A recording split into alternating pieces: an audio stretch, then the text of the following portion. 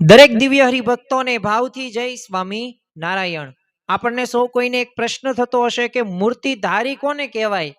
જો આપણી રીતે આ પ્રશ્નનો જવાબ આપણે મેળવીએ તો જવાબ ખોટો પણ હોઈ શકે।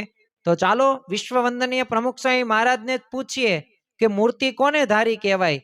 તો પ્રમુખ સ્વામી મહારાજ કહેતા કે નિયમ ધર્મમાં જો બરાબર જાણપણું રાખીએ, ગમે ત્યાં જતા હોઈએ, ખાવા પીવામાં, હરવામાં, ફરવામાં, બોલવામાં, સુવામાં, બધુંય નિયમ પ્રમાણે થાય, પણ આજ્ઞા વિરુદ્ધ કરીએ ને તો દુઃખ આવીને ઊભું રહે।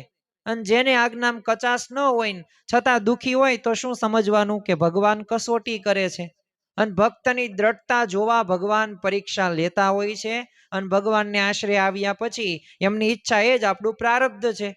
એટલે આજ્ઞા પ્રમાણે છે ને વર્તવામાં તમન્ના રાખવાની, તેને મૂર્તિધારી કહેવાય।